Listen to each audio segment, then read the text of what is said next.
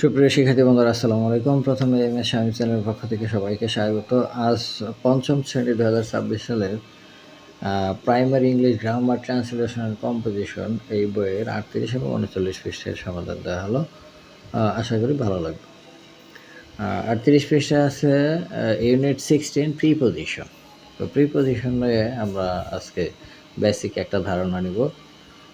Pre অর্থ পূর্বে, আর position অর্থ অবস্থান, পূর্বে অবস্থান। অর্থাৎ প্রিপোজিশন শব্দের অর্থ হলো পূর্বে অবস্থান। কার পূর্বে অবস্থান?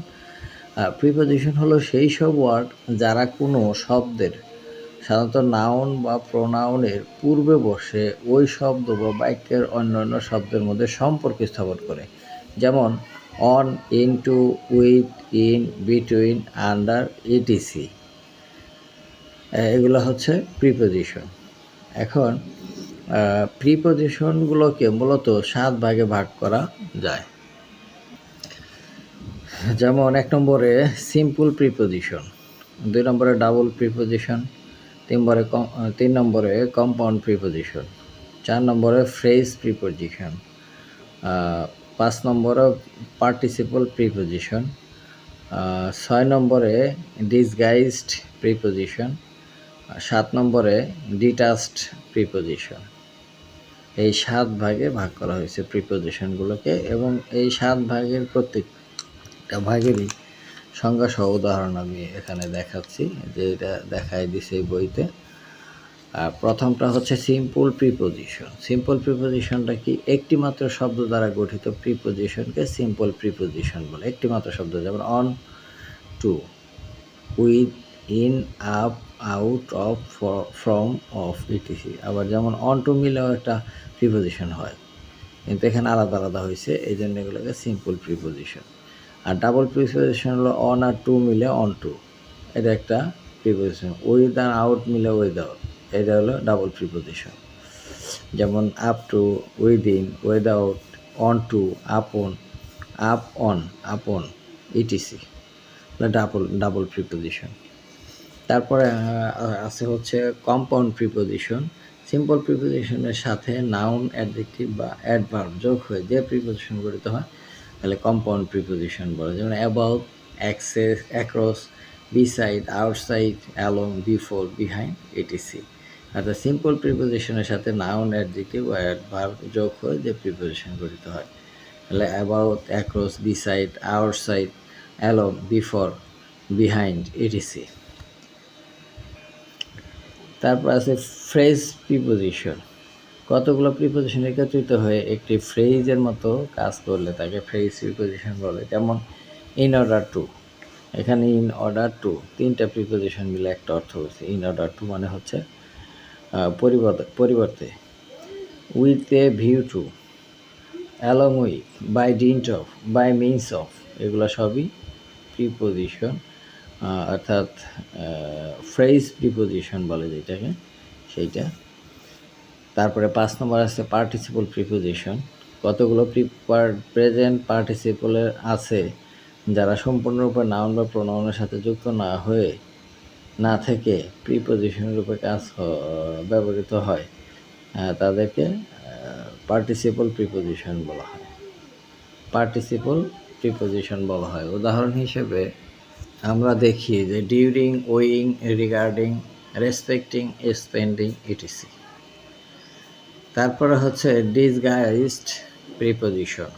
যেসব প্রিপোজিশন অপ্রকাশিত বা সংক্ষিপ্ত রূপে ব্যবহৃত হয় তাদেরকে ডিসগাইজড প্রিপোজিশন বলে। যেমন দে ওয়েন্ট হান্টিং, অন হান্টিং, এখানে অন ডিসগাইজড প্রিপোজিশন।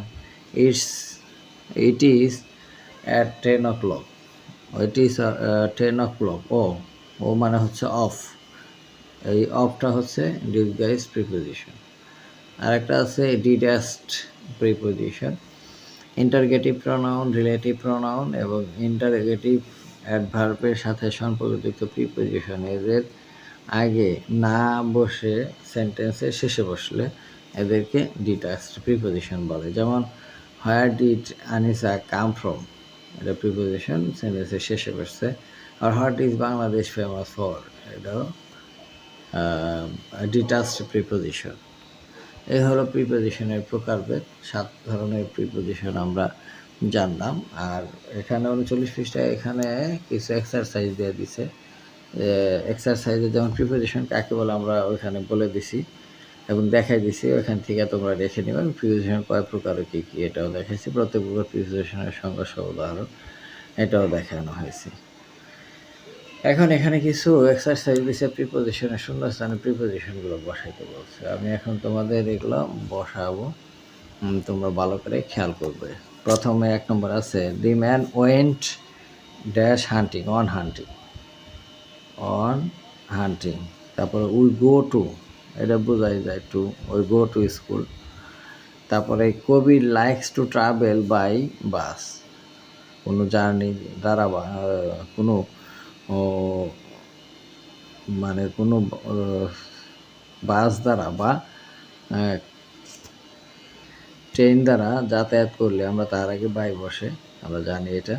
তারপরে he comes from a high family, সে একটা হাই ফ্যামিলি থেকে আসছে, থেকে এখানে থেকে। The sun rises in the east, in the east. The moon shines at night, রাতের আগে অ্যাট বসে। Where have you come from, তারপরে a bird is in a tree, he has been ill for 3 days, for 3 days। তারপর he came home at 10 PM, he was born on 20th February 2021, he killed the snake with a stick, সে সাপটিকে মেরে ফেললো লাঠি দ্বারা, with a stick. The boys are entering dash the room, boys are entering dash the room, in the room। তারপর I know nothing to him, তারপর industry is the K to success. এই হলো এক্সারসাইজের উত্তর। তো সেখানে মধ্যে আজ এই পর্যন্তই, দেখাবো পরবর্তী পৃষ্ঠায় ভিডিও নিয়ে। সে পর্যন্ত সবাই সুস্থ থাকবে। ধন্যবাদ সবাইকে।